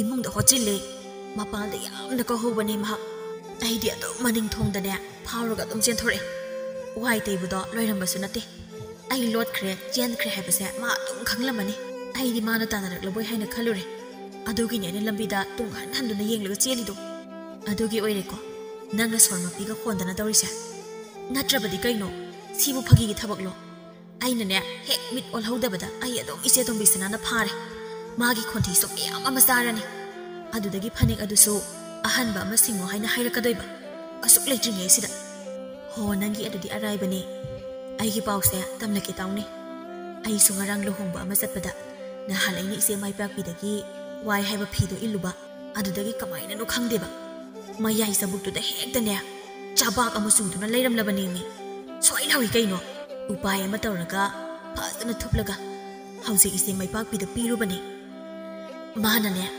ꯐꯤꯗꯣ ꯇꯤꯡꯊꯣꯛꯂꯒ ꯌꯦꯡꯅꯕ ꯑꯗꯨꯝ ꯍꯣꯠꯅꯕ ꯑꯗꯨꯗ ꯑꯩꯅ ꯇꯤꯡꯊꯣꯛꯇꯅꯕ ꯋꯥ ꯑꯗꯨꯝ ꯍꯥꯏꯕ ꯃꯗꯨ ꯍꯥꯏꯅꯕ ꯍꯣꯠꯅꯕꯗ ꯃꯤꯒꯤ ꯃꯤꯋꯥꯀꯁꯨ ꯃꯌꯥꯝ ꯑꯃ ꯍꯥꯏꯖꯤꯜꯂꯝꯂꯤꯅꯤ ꯑꯗꯨꯗꯒꯤ ꯑꯩꯁꯨ ꯅꯥꯟꯊꯣꯛꯂꯒ ꯆꯦꯟꯊꯣꯔꯛꯏꯅꯤ ꯋꯥꯐꯝ ꯑꯁꯤ ꯇꯥꯔꯒ ꯁꯛꯍꯦꯟꯕꯤꯅ ꯍꯥꯏ ꯇꯧꯅꯤ ꯅꯣꯏ ꯑꯅꯤꯗꯤꯅꯦ ꯑꯗꯨꯒꯨꯝꯕꯗꯣ ꯑꯗꯨꯝ ꯇꯧꯅꯦꯕ ꯅꯣꯏ ꯑꯅꯤꯅ ꯇꯧꯗꯅ ꯀꯅꯥꯅ ꯇꯧꯗꯧꯔꯤꯒꯦ ꯅꯣꯏ ꯑꯅꯤꯁꯦ ꯆꯞ ꯍꯦꯛ ꯃꯥꯟꯅꯖꯩꯗꯦꯀꯣ ꯑꯇꯣꯝꯕꯤ ꯉꯥꯛꯇꯒ ꯑꯣꯏꯁꯤꯜꯂꯦ ꯆꯞ ꯍꯦꯛ ꯃꯥꯟꯅꯖꯩ ꯍꯥꯏꯁꯤꯅꯤ ꯁꯤꯕꯨ ꯑꯩꯈꯣꯏꯅꯔꯣ ꯑꯩꯈꯣꯏꯅ ꯇꯧꯒꯦꯅ ꯇꯧꯔꯤꯔꯣ ꯁꯤꯕꯣ ꯌꯥꯔꯦ ꯇꯣꯛꯑꯣ ꯅꯣꯡꯃꯇ ꯀꯥꯡꯗꯦ ꯅꯈꯣꯏꯒꯤ ꯑꯁꯤꯒꯨꯝꯕ ꯋꯥꯁꯦ ꯅꯣꯡꯃꯅ ꯃꯤꯉꯣꯟꯗꯒꯤ ꯐꯤ ꯃꯠꯂꯨꯏ ꯍꯥꯏꯅꯤ ꯅꯣꯡꯃꯅ ꯑꯃꯨꯛ ꯃꯤꯉꯣꯟꯗꯒꯤ ꯁꯅꯥꯕꯨ ꯌꯦꯞꯄꯤ ꯍꯥꯏꯅꯤ ꯀꯔꯤꯅꯣ ꯍꯥꯏꯕ ꯅꯈꯣꯏ ꯑꯅꯤꯅ ꯇꯧꯔꯤꯁꯤꯕꯣ ꯁꯤꯕꯨ ꯀꯔꯤ ꯀꯥꯏꯒꯦ ꯃꯥꯅ ꯍꯩꯖ ꯁꯤꯡꯖꯕ ꯃꯑꯣꯡꯗ ꯍꯤꯡꯅꯕ ꯍꯥꯏꯗꯨꯅꯤ ꯏꯕꯦꯝꯃ ꯍꯤꯡꯕ ꯍꯥꯏꯕꯁꯦ ꯆꯨꯝꯗ꯭ꯔꯤꯡ ꯍꯤꯡꯕ ꯌꯥꯕ ꯅꯠꯇꯦꯅꯦ ꯆꯨꯝꯗ꯭ꯔꯤꯡ ꯍꯤꯡꯂꯤꯕ ꯃꯤꯗꯣ ꯑꯄꯪꯕꯅꯤ ꯈ꯭ꯋꯥꯏꯗꯒꯤ ꯄꯪꯕ ꯃꯤ ꯍꯤꯡꯂꯕꯗꯤꯅꯦ ꯁꯦ ꯃꯤꯠ ꯅꯥꯁꯨ ꯈꯔ ꯁꯤꯡꯕ ꯇꯥꯏ ꯑꯗꯒꯤ ꯈꯨꯠ ꯁꯥꯁꯨ ꯈꯔ ꯃꯊꯧ ꯇꯧꯕ ꯍꯩꯕ ꯇꯥꯕ ꯈꯪꯂꯕ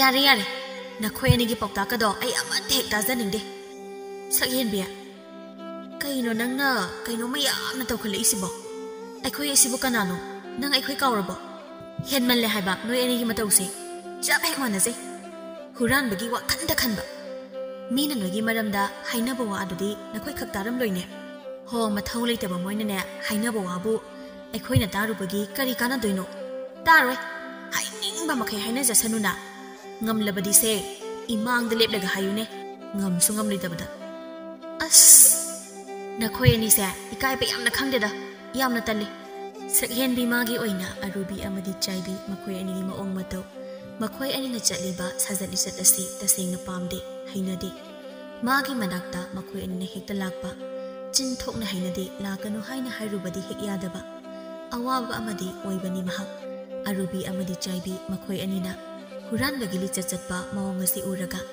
ꯃꯤꯅ ꯃꯥꯕꯨꯁꯨ ꯃꯈꯣꯏꯒ ꯂꯣꯏꯅꯕꯗ ꯊꯤꯅ ꯍꯥꯏꯅꯔꯝꯒꯗ꯭ꯔꯥ ꯍꯥꯏꯅ ꯈꯟꯗꯨꯅ Tasengna makhoi ani ga naknaba loinaba ase mahak pamde. Makhoi ani di atombini makhoi ani gi wakhanga mahak ka yamna manade aduna hai. Hayeng khaidi nakhoi ani aikhoi daga lakpiranu. Asumna ga hairakpa asida Arubi mamit adu laukthoptuna. Nangdi kaino manina. Tasengna kaino mayam tawreba. O nangdi nahandagi aikhoi ga loina nindriba tina nindriba oira. Nakhoi ani na afaba mi amo oiram labadine. Aisu karisu hairamlo. Adobu nakhoi ani na chatliba hurani chat asidadi nakhoi ga loina ba ai tasengna talle. Traibi na phuk hawatuna hai. Hoi yamna aikhoi ga tina nindраga na loina bidraga loire kaino. Adobu kayam waba thapakno. Aikhoi na dinangsa yamna phaba mi amani haina khaluri. Aduga nangdi ayamna hainingde. Ho khaning ba khalo yare. Ngasina loibiro chatpiro yare. Mina ukraga ibusu huran bini haina khankrani. Arubi ga saibi ga sawbuna loi haira i sumna. Phare kaino. Loina draga loire. Ngasi dagi loire. Pum loire. Aikhoi na dinangbu luna khalaga loire haisini. Hoi loire si yare. Nakhoi ga loina bada aigi mangzabu natana karisu laite. Ho phare yare ngasina loire bani. Arubia sasi. Mafam asidane miku amata panthana ai lainingde. Sasi. Mi singse kaino mani ko. Kaino mani hariba sini. Kaino mani. Thakhen bina. Ho aikhoi di kaino mani. Yare lengbiro yare. Amu khana sidaga lakpiranu. Ho la oyi bima loire bane. Pum loire bane. Ngasi dagi ne songlak hei lawe. Loire. Kari thoi hadana tawja sarino. Nanga loina draga aikhoi se sirani kaina ga haibraba. Loire. Arubia sasilo. Tho osalo. Ani do yamna sauna mangak to phet haiduna thoki sakhen bina. Atombi na khoi ani ga puning di ai. Na khoi ani gi phatabali sato. Aingonda mu loina rakani ki jaine. Punsingi oina na khoi ga pulloi. Huran bisa changla kano mohana. Ngasigi namit asida tap makai hek khana thoi. Hana dagi so makhoi ani ka mahak puning banate. Makhoi ani na hekta makhoi da lakani. Nahan khai di chinna thokna wa haiba ngamlamda bani ngasidi haikre. Khanakre. Ani do yamna sauna lambi adu chatli amuk hainai. Kaya da sakta nung sijiba nupino yeng haiba. Aikhoi da kasu usitana wa ngang basari. Ai ke am sauninge. Hai the yamna ai sauning labazani. Magi wa ngang adu da tasengna ima bu phuning labani. Adugo migi mayum oibada dane ai khasik laga khang labani. Pendine yamna pendrabani ko ai. Matang saba mada laman khumse. Kari sulaita bimane hekta aikhoi ani bu usilhanda ba yabro. Wahai kutingda aikhoi ani bu atombi kaina su haijaba saringe. Hairi bane yamna toina hairi bane. Atombi aikhoi ani na hauzik mabu phuradi. Ma makhut ka matan bangam loine. Ai yamna sauningida. Nahan khai khangbu khangde haiba. Aikhoi se huran bini. Aikhoi ga loina tinaraga mahaki mangzaba natana kari sulaiti kaina. Ngasi phawa aikhoi na maga loina rakpa asida magi mangnaba kari tobu yaukigeba. Aikhoi na pot malabasu huralabasu mingondagi ngaktani. Mangondagi ne potna amata mangondagi lobo nateba. Yamna pende dai pendaba haibu aidi loirabane. Masamda khudang yelaga hairaga pen gadabane. Nong haisine. Magi sune tanja ama soidana lakhini dana. Madda yengoba. Asumna sauna wangang nadana chelingi adada Arubina. Tombi sanabu lambida urei. Chap leptuna hai. Ita. Asida isi tombi sana leire. Ha. Mamai sa laithoktuna yengi leiri bada ure jaibini hena pakhalei. Asida amuk leire ni. Somda sa payaro. Lao somda oina sakrasi. Somdi kaithel taba lambi ni. Kaithel taba lambi oigera ama oigera. Lao haiba ai si payade ba. Lao sum sakrasi ba. Hoi chalo yare. Amu ukhiba tare. Na khongdu lao na thanglaga lao kaidoge. Sasa lao. Khara thuna sakrasi mi. Makhoi ni atopa lambi adada makhong yangna thangduna hekjatki. Tombi sana makhut ani duna makhwangda metuna yamna sauningna haijai. Leiteba. Yamna haina lotkreda. Mana imungda phat changsankhibado. Ai imit mangna uhawribadeba. Aina koi kau bubu mana tadaba. Sauning mandana imungda sanglaga koi thi bani. Leite. Maning thongdo phawdoktuna mahak chenkhibani. Kadai tana chakrabano khangdeba. Is mana ngamlibo. Aigi phanik adubu wai khei wairaga. Segairaga hekta piri haiba. Mana ngasai piramba matam aduda ai hanaga ta yenghawdreba. Adugadi kona yengluba matamda hekta masthang ama segairaga leirame haiba. Yamna ngamba nupine mado. Aduga hausina loliba. Ai bu kari nungi mangonda pot wayu haina pithoklubano. Othona pamukhreda. Hausi po kari no ina tawdoisibo. Thikini. Mabu phangna ba thikini haribasene. मान हेक्ता असम तौरगा यागद्रो अहनबा मा अइना सिंहनगनीबा ममाई लेदुना अकोइबदा अमुक येंगी लैबा उदे तसेंगना महक साउनिंगबना लोइरबनी तंजा अदुदा माइपाकपिना कइनो लंबीसिदा नख्वांगा मेटलागा लेरमलिबदुबो कइदोबो यावरगे यामना सावबा मालिदा कइदोबो यावरगे मी माइपाकपिया नंगना लाकपदा चाइबीगा उरमब्रा चाइबी हाइदी अरुबीगा यामना पुनबी सिगी खुरा तोनुगी ममों नुपी अतोंबिदो ओ उरक्तेबो अइदी कइनो कइ लेरगे कइगिनो माबु थिरिना मखुता पाइरिबा फी अदु उतुना तु सिगी कइदौरगे फीदुबो फत्तिंग थोक्तुना उरब्रा सेगाइरिबसे खुद्दोन मो हेंना सांग सेगाइरिबसे हैमा असु फजख्रबा फीसे ओंथोकना पामुख्रेदा अस मांगजरे ओंथोकना कमाइना सेगाइरिनो सिबो हो मदुगी अतोंबी नुपी अदुनने आइगी नाक्ता लाक्लगा फने वाइगे हाइनने गिरी हेक तक्लबा मागी चक्री अदुदा आइसु खांगबा ngamdraduna माना वाइगे हाइरिबा फनेक्तो हेक पिथो उरे ngasi ayuk thilamबनी आइसु हन्ना येंगदा फमुंगदा अदुम थमलंबा थबक लोइरगा उपुदा हापचिमगेना हाइफे तिंगथोलगा येंगुरे अदुगदी सुमाइनी हेक्दा सेगाइरगा लेरुलिबनी हाइबनीदा अस यामना ngamiना मादि मीगी मपोटपु वाइरगा असुमने हेक्दा सेगाइरगा पिरपा अदुने हाइसे आई हौजिक कयाम साउनिंगना मयुम चटपनी आई लापो उबदगी इमुंगदा चंख्रे अदगी मनिंग थों फाउलोक्तुना करोमदा चेंख्रबनो अदुम खंगद्रे आई माबु थिरिबनी सोमदा अमुक थोलक्तुना थिरिबासिनी लैबा उदे अदुगिनी नंगोंदगा उरमरा हाइना हंगलिसे मवोंग अमगी मिनिको मसे यामना ngami किजै अतोंबिनी हाइबदा चप हेक जाय ngamlibase मात नते मागा यामना पुनबा अरुबी हाइबदो मासो ओंथोकना ngambajani मखोइनी चप माने अरुबीगी वा अमसो पाइलकपा असिदा माइपाकपी ngasai ayukta अरुबीना लाक्तुना फी वाइकिबा थिलकलंबा अदु खंगनि निंगसिंगलै हाइरई असुमना अहिगिसो माना फी वाइरगा ngasai ayuk थिलांबनिने कमदौरिबनो अमता येंगदा उपुदा तुम हापसिंख्रे आइदी हैमा ओंथोकपनी हे नंगसे फजने येंगहौबा याद्र नंगबो येंगहौद्रे अमता येंगे हाइबसु खनखिबनी अमुता येंगुसो मखोइदा पोसे वाहेनबसे मता अमनी अमुकाना मखोइदगने इपोट अमते हे वाहेनख्रारोइको आई सुम सिंगनरगले आई सिंगनरगले ngasai aina माना थिलकपा फीदो तिंगथोक्तुना येंगे हाइना तौबदा माना येंगनो हाइना कन हेक्ता खामखिबनी आई अमुता येंगलुखिगे येंगलुसो आई सुमाबु ngasiगी numitane phangna thidawribani ngasiगी numita mabu phangna thidana ai tok loeba mana dotpana kadai do pangambake habado yengeba ai sibu mana apangbini kaina khanjaba jalo migi makot wairagabu asumna tawba ngasiगी numita khangneba ai amta yenglukhige hoi chalo maipa pi singnaba ama phauna mayum lomda makhong yangna thangduna jakri tombi sana somai kai amada chaibi amuk thiba jakri maipa pi mayum da phingna sangsilli mahagi kanda paraprap sangduna upuda sat hangdoi aduga mahangna thamkhiba phidu phatlauthoi jingnana phat kanthoktuna yengi mahakna yengliba mamai adudadi karisu tawba ude mathak makha onthoktuna amuk yengi maduda yengluba matamdadi fi adugi mayai papa aduda chabak ama suduna leribadu ure maipak pi mihul sat kangkhali chumle dana aira jingnabada chumleba si tawrumnani se adum khanglabani kaya danu yengo haiba sibo hongnaribraba chama ama hekta sui haiba o sino oiba taidana aina ngasai tingtholaga yenge haina tawbada mahakna yengano haina kanna khamkhibada oidaba miwa khara engonda ngangsilamlaga asumna chawna tak tawramba arubi nang khangni dana nang atombi nang na engondagi hena singba yabra ai tawge haisini haujimak ma boina thiruneba makhata pairiba phi adon laktana langsilamlaga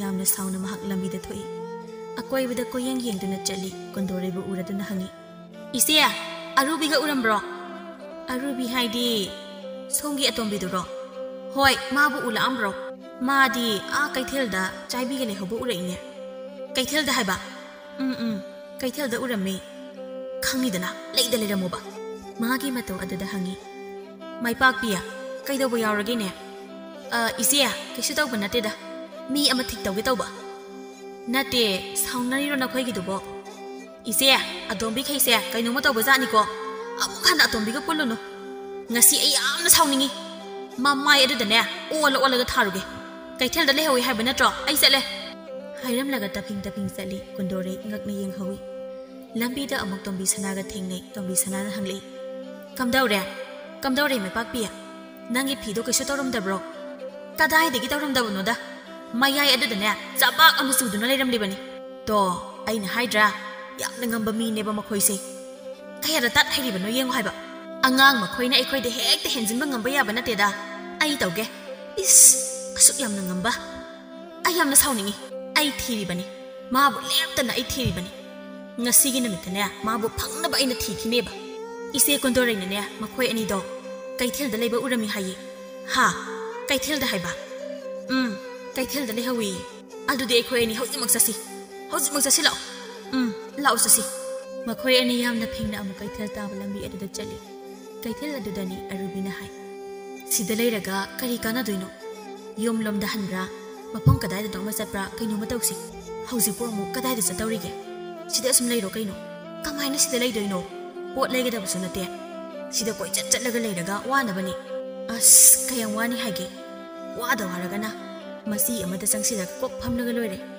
ꯅꯠꯇꯦ ꯑꯩꯅ ꯍꯥꯏꯗꯤ ꯏꯆꯦ ꯇꯣꯝꯕꯤꯁꯅꯥꯅ ꯅꯪꯕꯨ ꯎꯍꯧꯕꯁꯨ ꯅꯠꯇꯦ ꯌꯨꯝꯂꯣꯝꯗ ꯑꯣꯏꯅ ꯍꯟꯕ ꯌꯥꯔꯦ ꯍꯥꯏꯕ ꯅꯣꯏ ꯌꯨꯝꯗ ꯀꯩꯁꯨ ꯃꯥ ꯑꯃꯨꯛ ꯆꯪꯂꯛꯑꯝꯃꯔꯣꯏꯕ ꯉꯥꯏꯍꯥꯛꯇꯪ ꯁ꯭ꯋꯥꯏꯗ ꯂꯩꯕꯗꯤ ꯅꯪ ꯌꯥꯏꯗꯅ ꯑꯩꯁꯦ ꯌꯨꯝꯗꯁꯨ ꯊꯕꯛ ꯂꯩꯍꯧꯋꯦ ꯍꯥꯏꯕ ꯑꯁ ꯅꯪꯁꯦ ꯑꯣꯟꯊꯣꯛꯅ ꯇꯜꯂꯤꯍꯦ ꯉꯁꯤ ꯊꯣꯛꯂꯤꯕ ꯊꯧꯗꯣꯛꯁꯦ ꯅꯪꯉꯣꯟꯗꯒ ꯑꯣꯏꯔꯝꯂꯕꯗꯤ ꯅꯪ ꯈꯪꯒꯗꯕꯅꯤ ꯑꯩꯉꯣꯟꯗꯁꯨ ꯊꯣꯛꯂꯤꯕ ꯑꯁꯤꯗꯤ ꯅꯪꯒꯤꯗꯨꯅ ꯃꯄꯨꯅ ꯈꯪꯕ ꯅꯠꯇꯤꯌꯦ ꯑꯗꯣ ꯌꯨꯝꯗ ꯑꯣꯏꯅ ꯍꯜꯂꯁꯦ ꯍꯥꯏꯕ ꯑꯁ ꯅꯪꯁꯤꯗꯤꯀꯣ ꯂꯥꯛꯑꯣꯁꯦ ꯍꯜꯂꯁꯦꯕ ꯍꯧꯖꯤꯛ ꯀꯩꯁꯨ ꯇꯧꯔꯔꯣꯏꯕ ꯍꯥꯏꯗꯨꯅ ꯃꯈꯣꯏ ꯑꯅꯤ ꯃꯈꯣꯡ ꯈꯔ ꯊꯥꯡꯂꯛꯏ ꯃꯁꯤꯗ ꯅꯥꯀꯟꯗ ꯉꯥ ꯌꯣꯜꯂꯤꯕ ꯇꯥꯃꯨꯕꯤꯅ ꯑꯁꯨꯝꯅ ꯍꯥꯏꯔꯛꯏ ꯑꯦ ꯏꯕꯦꯝꯃ ꯉꯥꯏꯈꯣ ꯑꯃꯨꯛꯇ ꯍꯣ ꯅꯪꯕꯨꯅꯦ ꯑꯃꯨꯛꯇ ꯉꯥꯏꯈꯨꯋꯣ ꯑꯁꯨꯝꯅ ꯀꯧꯔꯛꯄ ꯑꯁꯤꯗ ꯃꯈꯣꯏ ꯑꯅꯤ ꯆꯞ ꯂꯦꯞꯇꯨꯅ ꯃꯃꯥꯏ ꯂꯩꯊꯣꯛꯏ ꯇꯥꯃꯨꯕꯤꯅ ꯃꯨꯟꯅ ꯌꯦꯡꯂꯒ ꯃꯥꯅꯤ ꯅꯪꯅꯤ ꯅꯍꯥꯟꯒꯤꯗꯣ ꯅꯪꯅꯤ ꯍꯩ ꯍꯨꯔꯥꯟꯕꯤ ꯅꯪ ꯆꯠꯈꯤꯕ ꯌꯥꯔꯣꯏ ꯈꯣꯡꯐꯝ ꯑꯃꯠꯇ ꯅꯪ ꯂꯦꯡꯕ ꯌꯥꯔꯣꯏ ꯍꯥꯏꯔꯛꯂꯤꯕ ꯋꯥꯗꯨꯗ ꯑꯔꯨꯕꯤꯅ ꯀꯩꯅꯣ ꯀꯩ ꯋꯥꯉꯥꯡꯅꯣ ꯍꯨꯔꯥꯟꯕꯤ ꯀꯥꯏꯗꯤ ꯀꯩꯅꯣ ꯅꯪ ꯅꯠꯇ꯭ꯔꯣ ꯅꯍꯥꯟ ꯑꯩꯉꯣꯟꯗꯒꯤ ꯉꯥ ꯌꯦꯞꯂꯒ ꯆꯠꯈꯤꯕꯗꯣ ꯅꯁꯛ ꯃꯨꯟꯅ ꯈꯪꯍꯧꯔꯤꯕꯅꯤ ꯑꯩ ꯀꯥꯟꯅꯔꯣꯏ ꯏꯕꯦꯝꯃ ꯅꯪꯅ ꯍꯨꯔꯥꯟꯈꯤꯕ ꯉꯥ ꯑꯗꯨꯒꯤ ꯁꯦꯜꯗꯣ ꯆꯠꯄꯤꯔꯝꯃꯨ ꯅꯪꯕꯨ ꯑꯩꯅ ꯊꯤꯔꯛꯂꯤꯕꯅꯤ ꯅꯪꯕꯨ ꯑꯉꯥꯎꯕꯤꯔꯣ ꯉꯥꯎꯔꯗꯤ ꯅꯌꯨꯝꯗ ꯆꯨꯝꯅ ꯉꯥꯎꯔꯒ ꯂꯩꯕ ꯌꯥꯗ꯭ꯔꯣ ꯍꯩ ꯍꯨꯔꯥꯟꯕꯤ ꯑꯩ ꯉꯥꯎꯗꯦꯅꯦ ꯑꯩ ꯄꯦꯡꯆꯣꯏꯗꯦ ꯅꯪꯒꯤ ꯅꯁꯛ ꯃꯨꯟꯅ ꯑꯩ ꯈꯪꯂꯤꯕꯅꯤ ꯑꯩꯅ ꯀꯗꯥꯏꯗ ꯅꯪꯒꯤ ꯉꯥ ꯍꯨꯔꯥꯟꯈ꯭ꯔꯒꯦ ꯑꯃꯨꯛꯇ ꯍꯥꯏꯕꯤꯌꯨꯅꯦ ꯅꯍꯥꯟ ꯅꯠꯇ꯭ꯔꯣ ꯅꯪꯅ ꯁꯤꯗ ꯂꯦꯞꯂꯝꯂꯒ ꯉꯥ ꯈꯔ ꯌꯦꯡꯁꯤꯟꯅꯔꯝꯂꯒ ꯑꯃ ꯍꯦꯛꯇ ꯅꯥꯟꯅ ꯌꯥꯜꯂꯛꯄ ꯈꯥꯎ ꯑꯗꯨꯗ ꯍꯥꯞꯆꯤꯟꯈ꯭ꯔꯒ ꯉꯥꯁꯤ ꯑꯄꯤꯛꯄ ꯉꯥꯛꯇ ꯉꯥꯏꯔꯦ ꯑꯄꯤꯛꯄ ꯉꯥꯗꯤ ꯄꯥꯝꯗꯦ ꯀꯥꯏꯅ ꯍꯥꯏꯔꯒ ꯆꯠꯈꯤꯕꯗꯣ ꯅꯁꯛ ꯃꯨꯟꯅ ꯈꯪꯉꯤ ꯏꯕꯦꯝꯃ ꯌꯥꯝꯅ ꯊꯨꯅ ꯃꯗꯨꯒꯤ ꯁꯦꯜ ꯄꯤꯔꯝꯃꯨ ꯆꯥꯏꯕꯤ ꯃꯃꯤꯠ ꯑꯅꯤꯗꯨꯅ ꯑꯔꯨꯕꯤꯗ ꯌꯦꯡꯉꯤ ꯅꯨꯃꯤꯠꯇꯨꯒꯤ ꯋꯥꯔꯤꯅꯤ ꯅꯨꯃꯤꯗꯥꯡ ꯑꯗꯨꯗ ꯃꯍꯥꯛ ꯑꯔꯨꯕꯤ ꯍꯣꯏꯗ ꯊꯕꯛ ꯑꯃꯒꯤ ꯆꯠꯄꯅꯤ ꯏꯃꯨꯡ ꯆꯪꯕꯗꯒꯤ ꯍꯧꯅ ꯏꯟꯁꯥꯡ ꯃꯅꯝ ꯅꯨꯡꯁꯤꯔꯦ ꯆꯪꯅ ꯍꯥꯏ ꯏꯟꯁꯥꯡ ꯃꯅꯝꯅ ꯂꯩꯀꯥꯏ ꯄꯂꯥꯜꯂꯦꯀꯣ ꯉꯥꯔꯣ ꯀꯩꯅꯣ ꯊꯣꯡꯉꯤꯗꯨꯕꯣ ꯑꯣꯟꯊꯣꯛꯅ ꯃꯅꯝ ꯅꯨꯡꯁꯤꯈ꯭ꯔꯦꯗ ꯆꯥꯛꯄꯨ ꯈꯪꯂꯥꯝ ꯂꯥꯝꯃꯛꯑꯦ ꯇꯧꯔꯤꯁꯦ ꯍꯣ ꯉꯥꯅꯦ ꯉꯥ ꯊꯣꯡꯂꯤꯅꯦ ꯁꯤꯗ ꯐꯝꯃꯨꯁꯦ ꯐꯥꯟꯗꯨꯃ ꯄꯤ ꯃꯗꯨꯗ ꯁꯠ ꯐꯝꯊꯗꯨꯅ ꯃꯤ ꯃꯆꯥꯗꯤ ꯑꯍꯥꯎꯕꯒ ꯌꯥꯝꯅ ꯆꯥꯗꯧꯔꯦꯀꯣ ꯀꯗꯥꯏꯗꯒꯤ ꯉꯥꯅꯣ ꯀꯔꯤ ꯂꯩꯒꯦ ꯍꯥꯏꯕ ꯀꯩꯊꯦꯜꯗꯒꯤꯅꯦ ꯁꯨꯝ ꯆꯥꯅꯤꯡꯗꯅ ꯂꯩꯔꯛꯄ ꯏꯁ ꯅꯪꯅꯕꯨ ꯀꯩꯊꯦꯜꯗꯒꯤ ꯉꯥ ꯂꯩꯔꯒ ꯆꯥꯗꯣꯏꯕ ꯑꯣꯏꯔꯣꯏꯗꯕ ꯋꯥꯅꯤ ꯏꯕꯦꯝꯃ ꯍꯩꯃ ꯊꯥꯖꯗꯕꯤꯒ ꯇꯧꯏ ꯀꯗꯥꯏꯗꯒꯤ ꯊꯥꯖꯔꯅꯤ ꯅꯪꯒꯤ ꯄꯨꯛꯆꯦꯜ ꯍꯣ ꯑꯩꯅ ꯆꯞ ꯆꯥꯅ ꯈꯪꯖꯩꯌꯦ ꯅꯪ ꯑꯩ ꯑꯃꯠꯇꯅꯦ ꯍꯣ ꯑꯗꯨ ꯑꯣꯏꯔꯒꯅ ꯅꯪꯅ ꯈꯜꯂꯤꯕꯗꯣ ꯆꯨꯝꯂꯦꯗꯅ ꯑꯗꯨꯅꯦꯕ ꯅꯪꯅꯗꯤ ꯃꯁꯦ ꯈꯛ ꯂꯩꯔꯝꯃꯣꯏꯕ ꯉꯁꯥꯏꯗꯣ ꯀꯩꯊꯦꯜ ꯆꯠꯂꯨꯕ ꯉꯥ ꯌꯣꯟꯕ ꯎꯕꯗ ꯉꯥ ꯈꯪꯆꯥ ꯍꯦꯛ ꯆꯥꯅꯤꯡꯉꯛꯄ ꯁꯦꯜ ꯍꯥꯏꯔꯦ ꯁꯤꯀꯤ ꯑꯃꯗꯤ ꯌꯥꯎꯕ ꯅꯠꯇꯦꯗꯣ ꯃꯗꯨꯗ ꯑꯩꯅꯅꯦ ꯉꯥ ꯌꯣꯟꯐꯝ ꯑꯗꯨꯗ ꯐꯠ ꯆꯪꯁꯤꯜꯂꯒ ꯉꯥ ꯈꯟꯖꯤꯟꯅꯕ ꯑꯗꯨꯒ ꯃꯤꯔꯛ ꯅꯥꯔꯛ ꯌꯦꯡꯂꯒ ꯈꯥꯎꯗ ꯐꯠ ꯍꯥꯞꯆꯤꯜꯂꯤ ꯑꯗꯨꯒ ꯑꯗꯨꯝ ꯄꯨꯔꯒ ꯂꯥꯛꯂꯤꯗꯅ ꯑꯁꯤ ꯍꯥꯏꯗꯨꯅ ꯃꯍꯥꯛ ꯅꯣꯛꯏ ꯅꯨꯃꯤꯠ ꯑꯗꯨꯗ ꯑꯔꯨꯕꯤꯅ ꯆꯥꯛꯈꯨꯝꯗ ꯅꯣꯛꯈꯤꯕ ꯃꯤꯅꯣꯛꯇꯨ ꯉꯁꯤꯒꯤ ꯃꯤꯀꯨꯞ ꯑꯁꯤꯗ ꯆꯥꯏꯕꯤ ꯈꯪꯅꯤꯡ ꯑꯃꯨꯛ ꯅꯤꯡꯁꯤꯡꯂꯛꯏ मादी वा अमता ngang अरुबिना यामना मानबा मौंगदा हाइरि कइनदा इसम समजबा इबु हुरानबिनि काइना अदुमाइना कादि यामना हाइबिरकनु फानबु ngamiने मी अमबु हेक्ता हुरानबिनि काइना नमहाइ हाइबा साइ तौनु अदुमबदा मतुंगदा खक तौनु हाइ नसिंदा थिनु नंगी नसक ऐ काउदिने मीगी मपोट हुरानलिबदो नमाइदुबु इकाइदब्रो हुरानदे हाइबने ऐस अंगना करि ओइना उरगे खनबु यामना हुरकनु को वाना वाबने यामना ngami हे बेमा हुरानगा सानी हाइना खलिबा नकोक अदुबु करिनो हिंगलुनु इबेमा सिजाखो इस आइबु सिजाखो काइना सिरगेन हे ngamlaba mi yamna liba jani ko chaibina amu mateng pangsilei hera ine mi amada hekta huran ba haina haiba yabro tawno dumna mahak se yamna samjakraba mini adugumba huran lana gi thabaka tawba mi nati ho ibe ma ai hauzik mitna kari su tawdri tu hauzik mahak ne iliba phi se numitu da sumana ilakhi bani mahak ne huran bado phi bu kainu ine phi manabadi kok thong ama leina ine gi su sida leiriba poromani se chawba sangba samana riba sidi sina kamaina tawba ngangna ba ka ngamba nate na sidia mara leitaba mi amada hekta dumna maran sibinu ngawrabadi yumda oina leibiyo arubina jasilo kanadabada asi haiduna makoi ani mamai set leithoi maduda makoi gi mamangda maipakbi tombi sanaga phanduna leptuna leirami madubu ubada arubi ga saibi ga swai lawi khangpre e khangi masa aduni maipakbina hai nang haujimak law ai da sasi nang ngasai piramba phido karamba phibamda leige habado nang yengula tombi sanana amuk saibi da yengduna nang na lotana kayam kuina lotnege ai lakpa ubada imungda phat chensilaga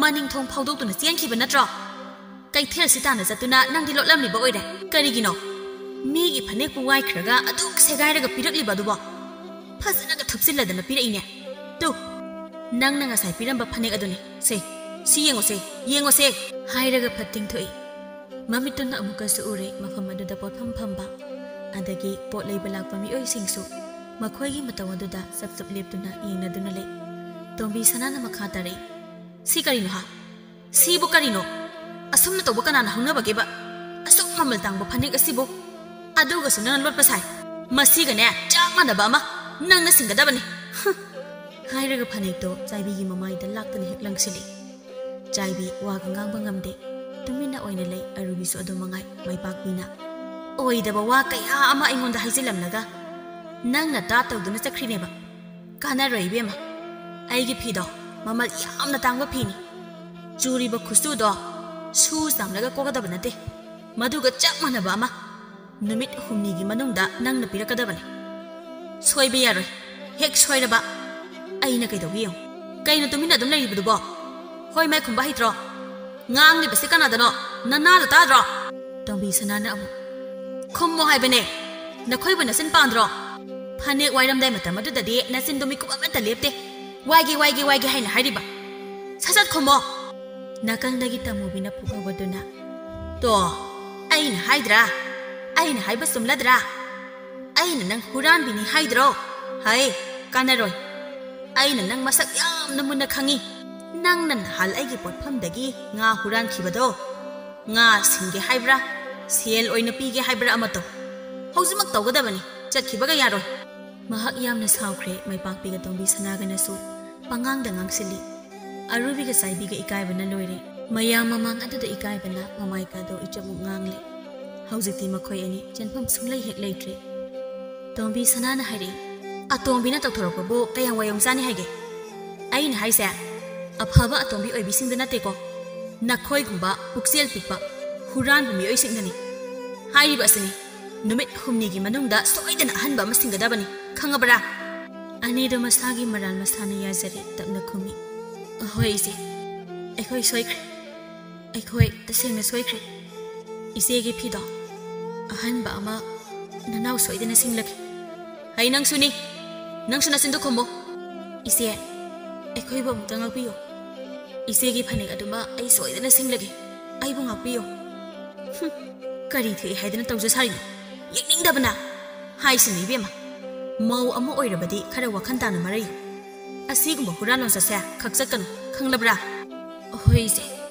ekhoi yamna lankre makhoi anida maipakpi ga tombi sanagana mafam khara hairamlaba matungda makhoi ani mamai leiduna makhong thangkre arubi ga saibi ga tapna mamai leisinduna yengde mitka jane wadi amata ngangnade akoi bedami singnasu makhoi ani bu yengba lepte makhoi ani tapna mamai leiduna makhong thangi maduda tamubina he ngai kho hai nga huran bi nang na nga huran khibagi sel adudi kadai sel du piramu piram dana sakhibaga khak yaroi arubina ine sawi bayade ai horen soidana muk laksaki haujikidi engonda sel amata yaudi soirak pa yaroi bema haujik laklamni ba nupi ani do aina masak khangi मखोइदा हंगलगा नायुम थिरकदबनी खंगु है आई सोइदना लाक्सगनी असमना हाइरमलगा मखोइ अनि ममाइ लेदुना चटख्रे मौ अतोंबी मखोइ अनि ngasiदी मिया ममांगदा जोगै कायबसु नंगले अदुगा मखोइ अनि पुन्ना वखलसु तामिनखिरमी